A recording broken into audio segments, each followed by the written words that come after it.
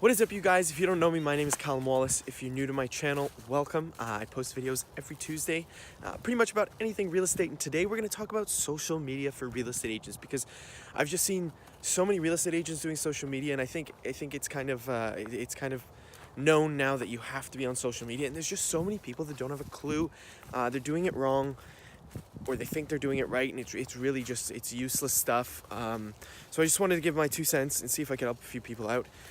To start, with social media in real estate, there's really only a couple ways it can be used effectively. A lot of people think it's for lead generation, but it's not really, unless you're doing like Facebook paid advertisements and you're doing a bunch of branding stuff that way. But as for the most part, people think, a lot of real estate agents I see, they'll post a photo on Instagram, they'll hashtag it, a couple things, and they think they're doing social media, and they think that they're, that's checking the box for that category, and it's just totally wrong. There's really only a couple ways that it can be used effectively. First and foremost, it's a good way to just keep your face, keep your brand and yourself in front of past clients and friends that could potentially use you in the future, the people that follow you. But where I see a lot of people going wrong is posting the wrong type of stuff that's just going to their audience. It's not really benefiting them in any way. They use hashtags that are too big, essentially.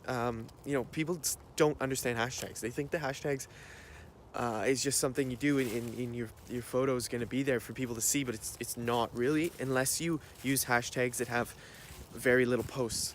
Essentially, like if you hashtag something like love or like real estate, if I put a house up and it was like hashtag real estate, there are hundreds of hashtags, hundreds of photos that are being posted with that hashtag every single minute, and your photo will be there for a second, and as soon as you refresh that page, it's going to be gone, and it's all for nothing. So ideally, I don't want to talk too much on hashtags, but you want to use something. If you look up the hashtag, it's going to be between 2,000 and 5,000 posts on that hashtag. If it's any more, you're probably just gonna go down through the bottom of that page and those hashtags way too quickly, and you're not gonna really get any new people to follow you. Where's Charlie at?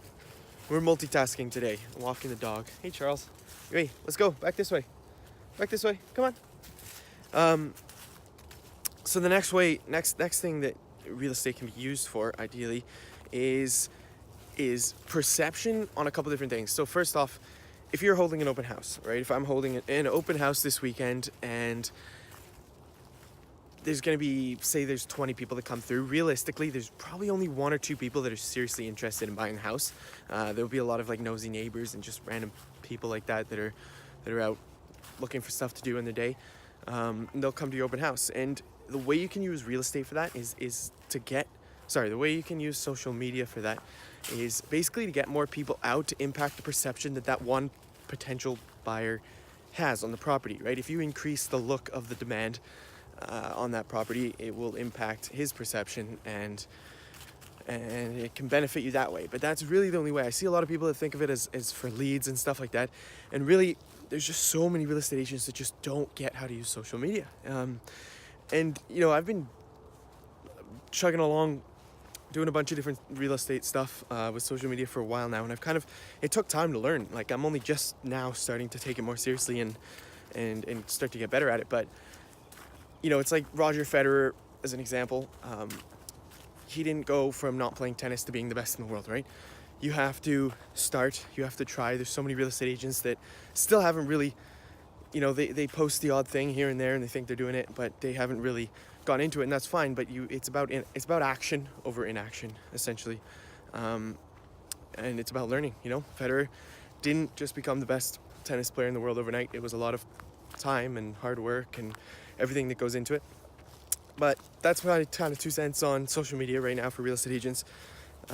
Keep yourself in front of clients, keep up your image, make sure have a personal page and then have a business page, and try to you mix the two a little bit. You do want to show some personal on your real estate, and you want to show some business on your personal, but for the most part, keep them separate.